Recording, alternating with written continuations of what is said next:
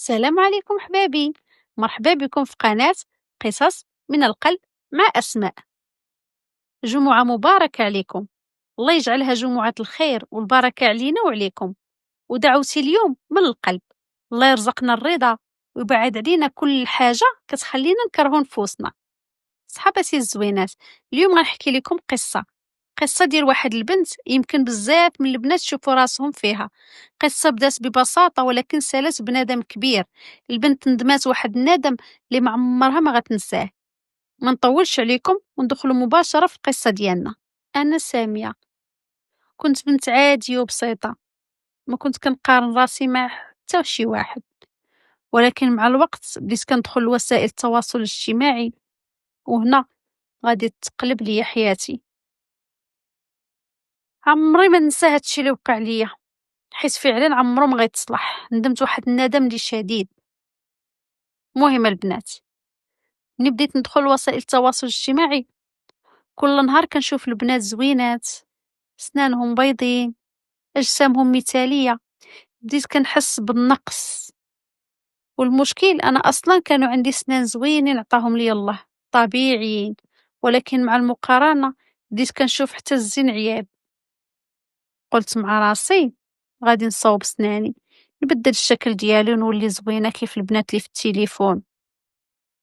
جمعت الريال فوق الريال وبديت كنقلب على المصحات حتى انا في تركيا، من داك الاشهارات اللي كنشوف.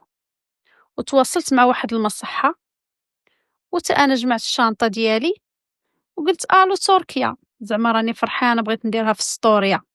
مشيت عند طبيب التجميل، قال لي غادي نعطيك ابتسامة جديدة، ابتسامة الأحلام. صدقته وخليته يخدم فيا وانا فرحانه والسطوريات والتصاور.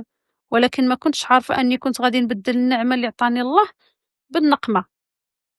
من بعد ما دوزت العمليه كنت فرحانه بزاف. رجعت للمغرب، كل شي كيقول لي جيتي زوينه، وبديت على التصاور والناس بداو يمدحوني.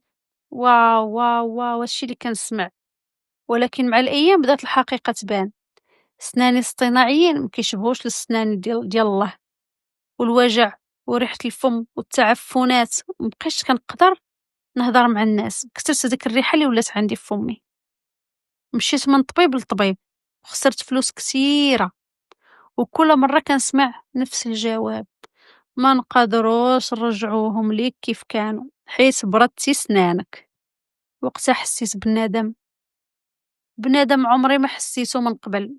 قلت مع راسي علاش ما رضيتش بالنعمة اللي عطاني الله، علاش بغيت نبدل حاجة زوينة كانت عندي. كنت باغية نولي زوينة، ولكن النتيجة أنني وليت مريضة، موجوعة ومكسورة من الداخل.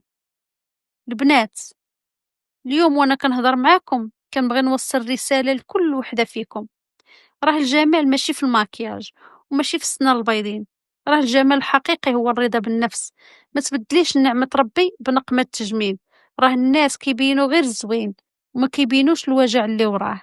اختي، كوني فخورة ببساطتك وباللي عطاك الله، وحبي نفسك كما هي، لأن الرضا هو أجمل عملية تجميل في الدنيا. أنا اليوم نادمة، ولكن ندم ما غاديش ينفعني، وسنيناتي عمرهم ما غيرجعوا كيف كانوا. حبابي، إلا وصلتوا لهنا كنشكركم بزاف. ما تنساوش تخليو لي التعاليق فيه رأيكم، لأن تعاليقكم كتهمني بزاف. السلام عليكم، ونشوفكم إن شاء الله في القصة الجاية.